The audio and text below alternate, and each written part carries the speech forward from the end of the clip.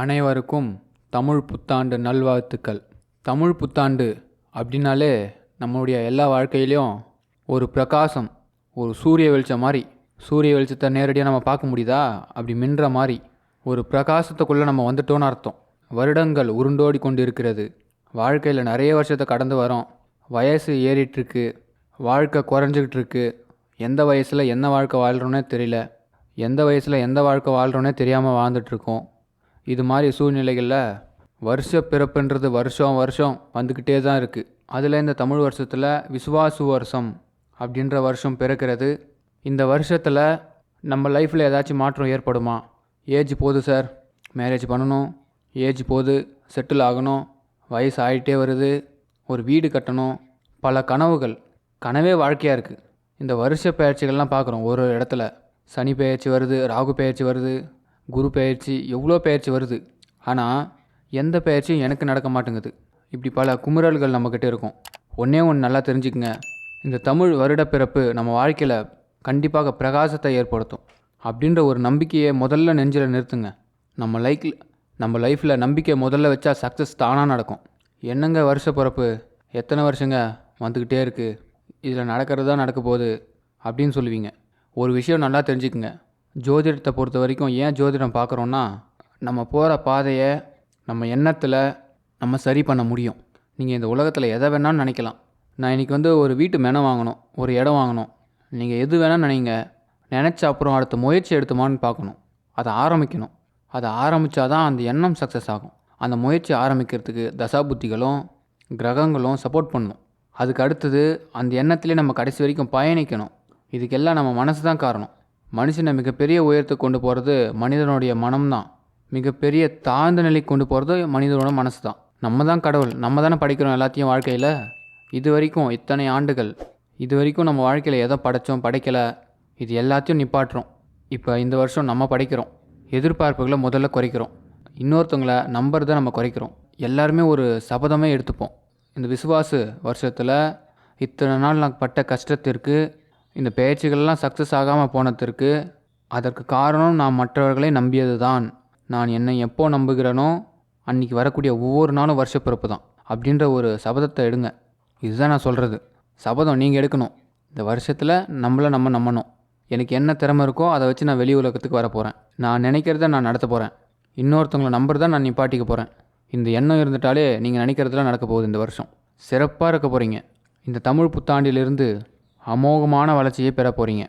குழந்தை உள்ளம் கொண்ட மகர ராசி. மகர ராசிக்கு உண்மையிலே பண ஆசைன்றதை கூட இருக்காது. உலகத்தில் பண ஆசைன்றதே இருக்க முடியாது. உலகத்தில் பண ஆசை இல்லாதவங்களே இருக்க முடியாது. ஆனால் மகரத்தில் பிறந்தவங்களுக்கு பண ஆசை கூட இருக்காது. அப்போ ஏன் பணம் சம்பாதிக்கிறாங்க? வறுமையா? இல்லை, குடும்பத்தில் இருக்கக்கூடிய சுமை, குடும்பத்தில் இருக்கக்கூடியவங்க கொடுக்கக்கூடிய நெருக்கடி, இந்த சமூகம் கொடுக்குற நெருக்கடி, பல நெருக்கடிகளை தினசரி பார்த்து கொண்டு இருக்கக்கூடிய மகர ராசிக்காரங்க. போலியான வாழ்க்கையை வாழ்ந்து கொண்டு இருப்பவர்கள் மகர ராசிக்காரங்க. அப்படிப்பட்ட இந்த மகர ராசிக்கு இந்த விசுவாசு வருஷத்தில் ஒரு ஃப்ரீடம் கிடைக்க போகுது. எத்தனையோ நாள் யாருக்காகவோ வாழ்ந்தோம், இப்போ எனக்காக கொஞ்ச நாள் வாழ போகிறேன் அப்படின்னு நீங்கள் சொல்லக்கூடிய நேரம். தொடர் வெற்றிகள் கிடைக்க போகுது.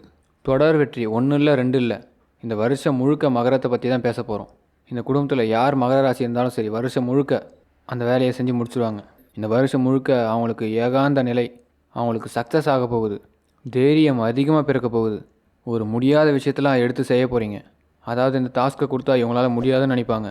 நான் பண்ணுறேங்க, கொண்டாங்க, நான் செய்கிறேன் அப்படின்னு. அதாவது எதெல்லாம் முடியாது, எதெல்லாம் இவருக்கு வராதுன்னு நினச்சோமோ அவங்க எல்லாம் வியப்பாக பார்க்க போகிறாங்க. இது செய்கிறாங்களா அப்படின்னு. ஏஜ்லாம் இதில் கிடையாது. சின்ன வயசுலேருந்து பெரிய வயசு வரைக்கும் மகர ராசிக்கு இது அருமையான நேரம். நினச்ச காரியத்தில் நடத்த போகிறீங்க. சில விஷயங்கள் இன்னும் சொல்லப்போனால் நமக்கு பாய்சன், கெட்ட விஷயம், இதெல்லாம் தூக்கி இனிமேல் எதுவுமே பேசக்கூடாதுன்னு நினைப்பீங்க. எல்லாத்தையும் எதிர்த்து பார்ப்போம். ஒரு காலகட்டத்தில் போயிடுச்சு மனசு, நம்ம லைஃப் எதுக்குடா அப்படின்னு தோணியிருக்கோம். விரக்தியோட உச்சத்துக்கே போயிட்டீங்க. ஆனால் இப்போது விரக்தியை என்ன பண்ணலாம்? விரட்டி அடிக்க போகிறீங்க. விரக்தியை விரட்டி அடிக்கக்கூடிய காலம். இந்த மகர ராசிக்காரங்களுக்கு பகவான் கிருஷ்ணர் அனுகிரகம் பண்ணுறார். கோபுரத்தில் இருக்கக்கூடிய கண்ணன் அனுகிரகம் பண்ணுறார். சுவாமி தான் உங்களுக்கு இப்போ எல்லாமே. இந்த வருஷத்தில் ஃபுல் அண்ட் ஃபுல் சுவாமி பார்த்துக்க போகிறாரு உங்களை. நீங்கள் இப்போ என்ன பண்ண போகிறீங்க? மன ஓய்வு தேவை, மனதில் அமைதி. நிறைய விஷயத்தில் நீங்கள் ஹார்ட் ஒர்க் பண்ணணும். உடல் உழைப்பு அதிகமாக போகுது. ஆனால் மன அமைதி இருந்தால் போதும். எதை செய்கிறோன்றது கிடையாது, யாருக்காக செய்கிறோன்றது தான் முக்கியம். இவங்களுக்காக நம்ம அதை செய்கிறோம், என் உறவுகளுக்காக இதை செய்கிறேன், என் நண்பர்களுக்காக இதை செய்கிறேன்.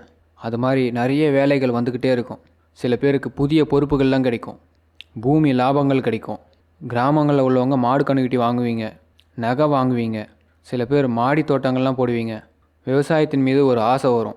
மகர ராசியில் பிறந்தவர்களுக்கு விமான பயணங்கள் கிடைக்கும். மகர ராசியை பொறுத்த வரைக்கும் இந்த வருஷத்தில் 7.5 சனி விலகுது. ஆக்டிவாக போகிறீங்க. 7.5 சனி விலகிறதோடு இந்த வருஷம் பிறகுது இல்லையா, அதனால் தொய்வான காரியங்கள்லாம் இப்போ நடக்க போகுது. ஹார்ட் சம்மந்தமான விஷயத்தில் மட்டும் கொஞ்சம் கவனமாக இருங்க. படப்படப்பு ஆகாதீங்க, ரொம்ப ப்ரெஷர் ஆகிடாதீங்க. அப்படியே சாதாரணமாக கேளுங்க ஒரு விஷயத்த. அப்படியா, ஓகே, சரி சொல்லுங்கள் அப்படின்னு சொல்லுங்கள். யாருக்கோ ஒரு பதில் சொல்லணுமேனு கட்டாயமாக அவசரப்படாதீங்க. நீங்கள் யோசிக்காமல் சொன்னீங்கன்னா அந்த பதில் நல்லாவே தெரிஞ்சிடும். அதனால் யோசித்து பதில் சொல்லுங்கள். இந்த காலகட்டத்தை பொறுத்த வரைக்கும் மகர ராசிக்கு சிறப்பான நேரம், வேரூன்றி வாழக்கூடிய நேரம், உங்களை சார்ந்தவர்களுக்கு எல்லோருக்கும் உதவி செய்யக்கூடிய நேரம். உங்களால் யாருக்கும் கஷ்டம் வராது, கெடுதல்கள் வராது. மகரத்தை பொறுத்த வரைக்கும் வளர்ச்சியை கொடுக்கக்கூடிய நல்ல காலம். கடன் தொந்தரவுலேருந்து முழு விடுதலை. இந்த ஆள் எனக்கு கடன் பிரச்சனையை கொடுத்து அவமானப்படுத்திட்டான் சார், நல்ல பேரில் இருந்தான் சார், இந்த கடன் வந்தது ரொம்ப அவமானமாகிடுச்சு, ஒவ்வொரு நாளும் செத்து பழிக்கிறேன் சார், அதனால தான் நான் இப்போ சொன்னேன் இல்லைங்களா, இந்த கெட்ட முடிவுலாம் எடுக்கிறது, இப்படிலாம் மனம் விரத்தியை நோக்கி போகும். அதெல்லாம் தூக்கி எறிங்க. எதுக்குமே விரத்தி ஆகக்கூடாது, ஆக்டிவ்லேயே வச்சுக்கங்க மனசை. மனசு மோசமான எதிரி. உலகத்தில் பெரிய எதிரி யாருன்னா மனசு தான். நம்ம மனசை கட்டுப்படுத்த தெரிஞ்சால் போதும். அதை அலைய விட்டீங்க காலி. அதை பேச விடாதீங்க. சில சூழ்நிலை நடந்திருக்கும், சில விஷயத்தை நம்ம செஞ்சு தான் ஆகணும். அதுக்கு என்ன பண்ணுறது? வயசு 100 வயசு ஆனாலும் பரவாயில்ல சார், ஹார்ட் ஒர்க் பண்ண வேண்டிய நேரம் இது. அதில் போய் நம்ம பயந்துகிட்டே இருந்தோம்னா நெஞ்சு வலி தான் வரும். அதனால தான் மகரத்துக்கு நான் இவ்வளோ தெளிவாக சொல்கிறேன். மகர ராசிக்காரங்க கவனமாக இருங்க. இந்த வருஷத்தை பொறுத்த வரைக்கும் கிருஷ்ணனை அதிகமாக வழிபாடு பண்ணுங்கள். ராகவேந்திரனை வழிபாடு பண்ணுங்கள். குருமார்களை வழிபாடு பண்ணுங்கள். நிச்சயமாக மகர ராசிக்காரங்களுக்கு கொடுப்பனை உள்ள வருஷம். ஃபஸ்ட்டு 7.5 சனி விலகி இருக்குது, அது லாபம். அதே நேரத்தில் உடல் நலத்தில் சாப்பாடு விஷயத்தில் கவனமாக இருங்க. தூக்கம், சாப்பாடு ரெண்டுலேயும் மிக மிக கவனமாக இருங்க. அது உங்களுக்கு நல்ல விஷயத்தை கொடுக்கும். ஆபரணங்கள் நிறைய வாங்கக்கூடிய வாய்ப்பு. வாழ்க்கையில் ஒரு நிம்மதியை தேட ஆரம்பிப்பீங்க. காதல் வரக்கூடிய காலம். பல பேர் மேலே அன்பு வரும். சில பேர் பேசுகிற வார்த்தைகள் உங்களுக்கு ரொம்ப பிடிக்கும், அழகு பிடிக்கும், ரசிக்க ஆரம்பிப்பீங்க. நிறைய ரசனை உங்களுக்கு இப்போ உருவாகும். எனக்கு இவ்வளோ ரசனைலாம் இருக்கே, பரவாயில்லையே, நான் வயசானாலும் இன்னும் நல்லா இருக்கனே, நான் சின்ன வயசு தான், இந்த வயசுலேயே எனக்கு எவ்வளோ தெரிஞ்சிருக்கே அப்படின்னு ஏஜ் டிஃப்ரெண்ட்டே தெரியாது, அந்த அளவுக்கு நீங்கள் வளர்ந்துருப்பீங்க. அதுதான் ரொம்ப முக்கியம். நிறைய பாராட்டுகள் கிடைக்கும். என்னை பொறுத்த வரைக்கும் மகராசி இந்த வருஷத்தில் புதுமைகளை விரும்பக்கூடிய காலம். சில புதுமைகளை உங்கள் வாழ்க்கையில் நிறைய மகிழ்ச்சியை கொடுக்கும். நல்ல நண்பர்கள் கிடைப்பாங்க. தெய்வீக சிந்தனைகள் கிடைக்கும். குருவாயூரப்பனை வழிபாடு பண்ணுங்கள். கிருஷ்ணனை வழிபாடு பண்ணுங்கள். ராம மந்திரம் நிறைய சொல்லுங்கள். சனிக்கிழமை ஆஞ்சநேயர் கோவிலுக்கு போய் ஒரு அர்ச்சனை பண்ணிட்டு வாங்க உங்கள் பேரில். இந்த விசுவாச வருஷத்தில் நிறைய வெற்றிகளை பெற போகிறீங்க. Full and full hard work. அதே நேரத்தில் பார்த்திங்கன்னா ஃபுல் அண்ட் ஃபுல் டைமே கிடைக்காது, நேரமே இருக்காது. நேரம் தான் இந்த வாட்டி ரொம்ப கஷ்டத்தை கொடுக்கும். சார் டைம் இல்லை சார், அவ்வளோ ஒர்க்கு, சும்மாவே இருக்கக்கூடாது. அதனால் நல்ல வாய்ப்புகளை பயன்படுத்திக்கோங்க. பணம் இந்த வருஷத்தில் நிறைய சேரும். வேலைகள்னால நிறைய சேரும். புதிய பொறுப்புகள் வந்து சேரும். அரசியல் சம்மந்தப்பட்டவங்களுக்கு ஆரோக்கியம். அரசியல்வாதிகளுக்கு நல்ல நேரம். புதிய பொறுப்புகள், அமைச்சர் பதவி, மாநில அரசு, மத்திய அரசு, இவங்களுக்கு எல்லாருக்குமே நல்ல நேரம். கலைத்துறை சார்ந்தவங்களுக்கு நல்ல நேரம். அதிகாரிகளுக்கு நல்ல நேரம். வாகனங்கள் வாங்குவீங்க.